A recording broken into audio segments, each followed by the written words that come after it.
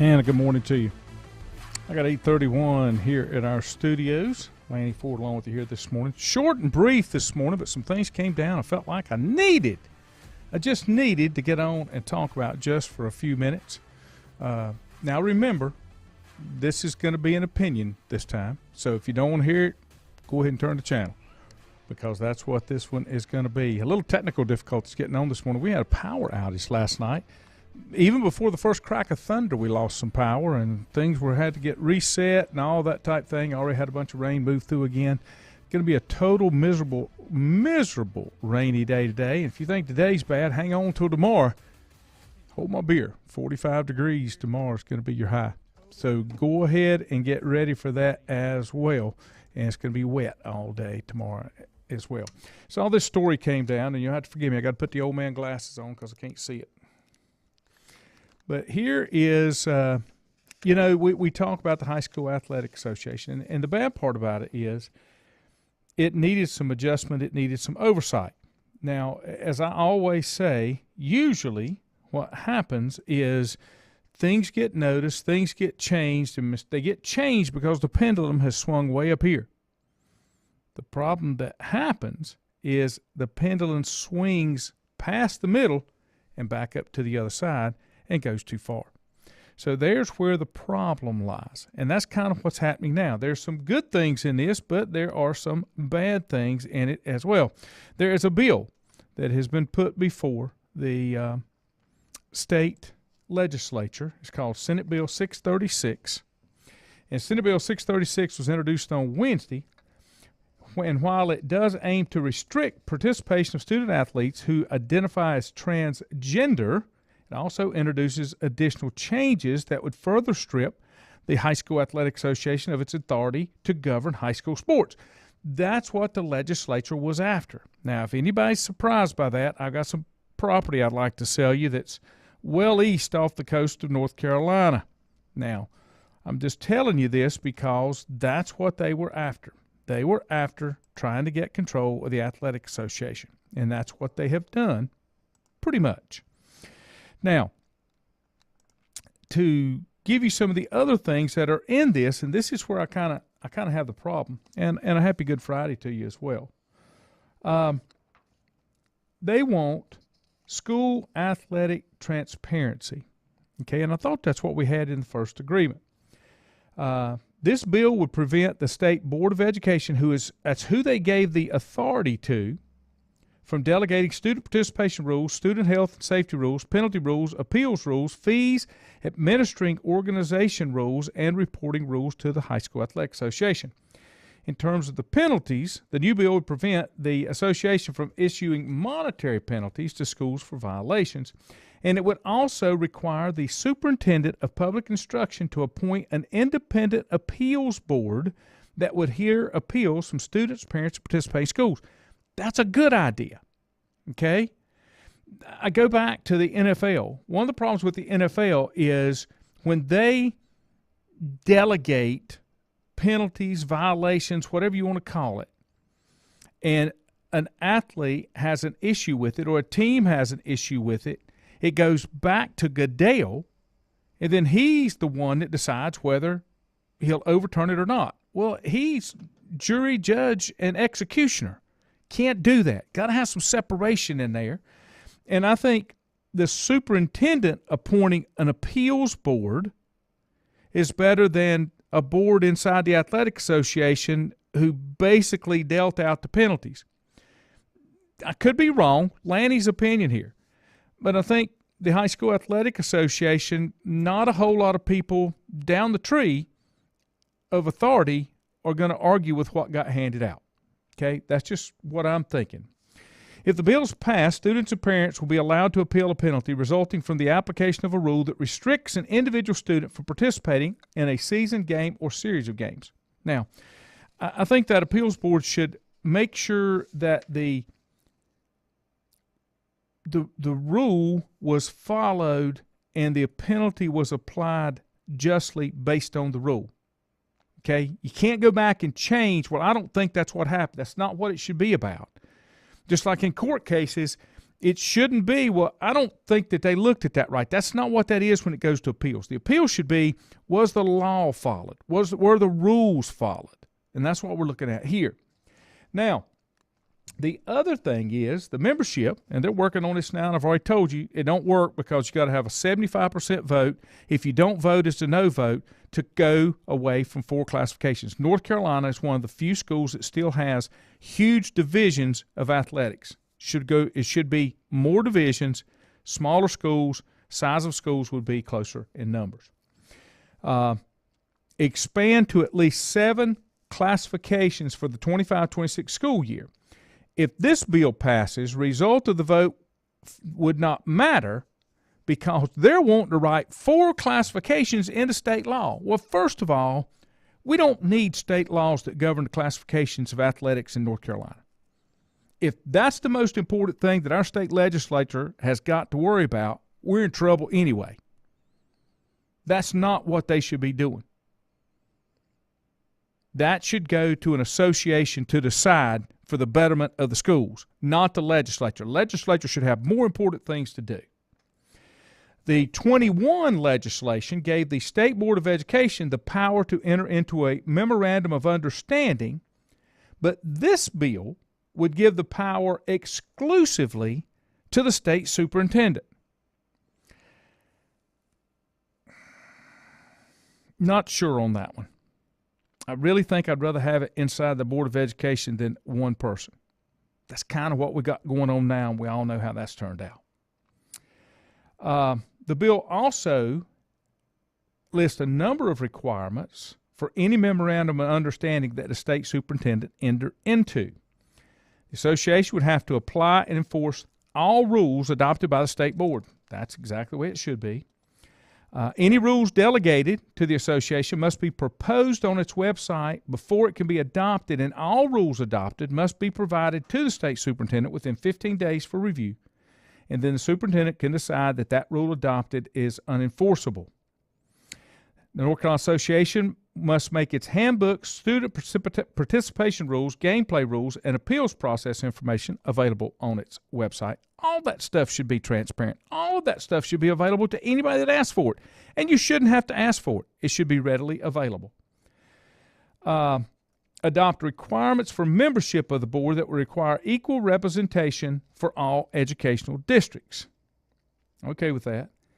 Adopt ethics policies that require board members avoid conflict of interest and appearance of impropriety. That means you can't have members serving that could make rule justifications or changes based on who they represent so that they gain an advantage. Mark asks, is this stripping away some of the power of Q. Tucker and the powers that be from within the association? Absolutely. And that's what they're after, Mark. That's exactly what it is. Adopt procedures that are comparable to the public records law. There is nothing that board, that association should do that is not subject to public records laws unless it deals with a personnel matter which is protected by a separate set of laws. Anything that deals with penalties, violations, any of those things with member institutions, that should be subject to the public records law, and you shouldn't have to ask for it. It should be readily available. Agree to retain no more than 33% of the net proceeds of any state tournament games, like playoffs. Agree to be audited annually by an independent firm or by the state auditor. That should always be. Transparency, folks. Transparency, transparency. All right, here's the other thing. If the association enters into a memorandum of understanding with the state superintendent, it would have to agree to not engage in a number of activities used to raise funds. I've never understood why the state association should be in the fundraising business. They should be there to govern and enforce and apply the rules that have to do with participation in high school athletics. For example, the proposed bill would prevent the association from getting any grant money from or selling any sponsorships to any third-party organization with the exception of the state tournament games, meaning they cannot have a sponsorship that affects every school for the season. Only applies to playoffs and tournaments, because The way the money works now, the money stays with the local LEA until, if I'm not mistaken, until you get to playoffs, and then there's a split with the association. In addition, the association would not be allowed to provide grants to schools or provide scholarships to players unless the scholarships are funded by donor-directed funds, which means they don't come from a third party that could have an underlying influence on what goes on inside the association. That's the way I'm reading that. Okay? Other restrictions. Preventing the association from designating any preferred vendors. Again, keeps it to where it doesn't lend itself to being something that could be viewed as preferential treatment. Bars the association from retaining any gate money other than from state tournament games. Very simple. Stays with the local schools. Keeps the association from regulating the intellectual property of schools, including logos, mascots, audio, and video of any games outside the state tournaments. That's kind of the way it is now. The association did go to the local schools and say, you have to charge X amount of money for audio and video.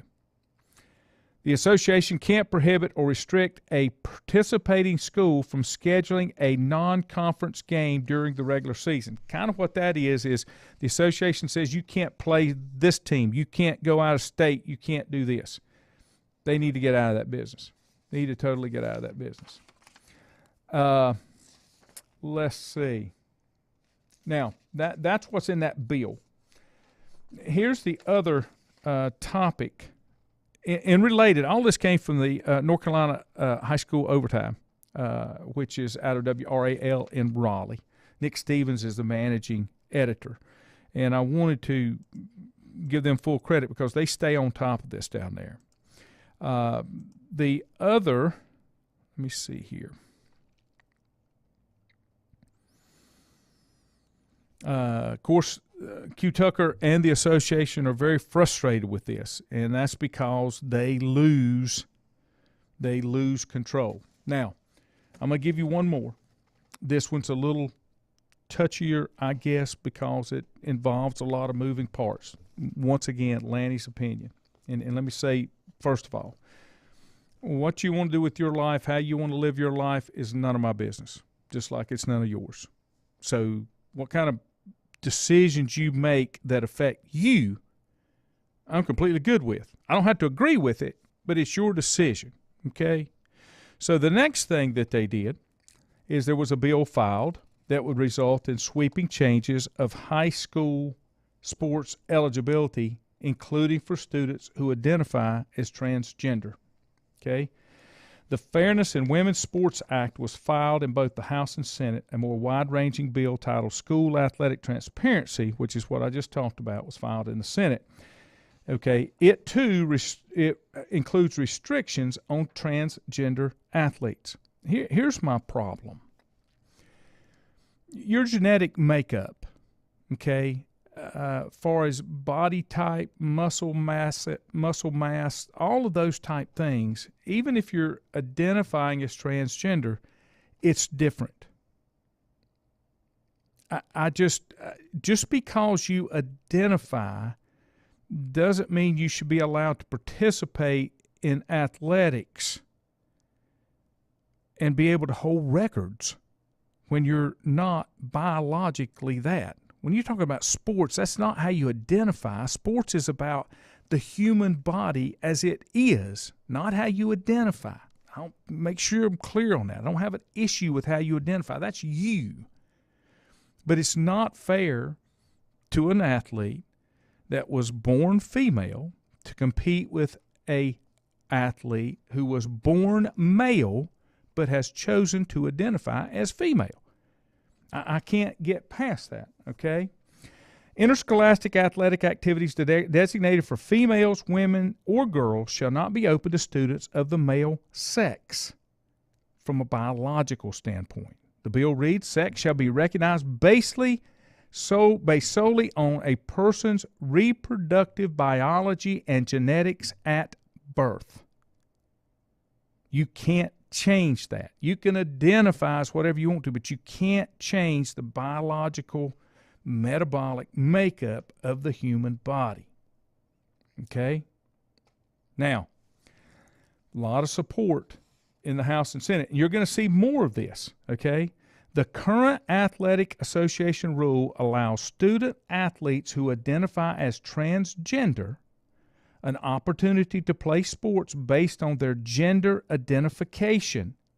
However, athletes have to go through a lengthy process that includes submitting a gender identity request form with written statements from the student and others affirming the student's gender identification, information about medications, treatments the student receives, and other information. The association, and I'm quoting from policy, the association allows participation in interscholastic athletics for all students, regardless of gender or gender identification. It intends that all students can compete on a level playing field in a safe, competitive, and friendly environment free of discrimination. That's what the policy says. It's not a level playing field. If the genetic makeup of the body is male versus the genetic makeup of the body of female. Okay? Now, Q Tucker said she wasn't made aware of the bill ahead of time, and she wasn't surprised that the bill was introduced. She does say, I can honestly tell you that to date there's been little to no adverse impact from these students participating in these programs. Well, here's the thing. If you followed some of the stories, and I think they came out of the Northeast, there were some records, school state records, that were shattered by athletes who identified as female, competed in female sports, but were actually born, have the metabolic makeup, genetic makeup of male, and it wasn't fair to me because there is a distinct physiological advantage. I have no problem with participating. I have no problem with being fair about things. You've swung that pendulum too far again. You've swung it over here and said, okay, we're going to let you play in this area because that's who you want to be. What about all the other ones that have no choice? They were born female. They have to deal with the genetic makeup that they've got. Is that a level playing field? In my opinion, it's not. I'm open to suggestions. Feel free to post here on the Facebook page. I'm not taking shots at anybody. As I said, I have no problem with you being who you want to be. I'm completely good with that. But it's like everything else. Your rights end where my rights begin. We struggle to find that boundary, but that's the way that it's got to work. Have a great day. Happy Easter to you. Happy Good Friday. Make sure you get out there and attend a church of your choice on Easter Sunday, Resurrection Sunday. Remember that. That's important. Have a great weekend. The boys will be in here in the morning. Me and Juju will either see you Monday morning or Monday night. Have a great weekend, everybody.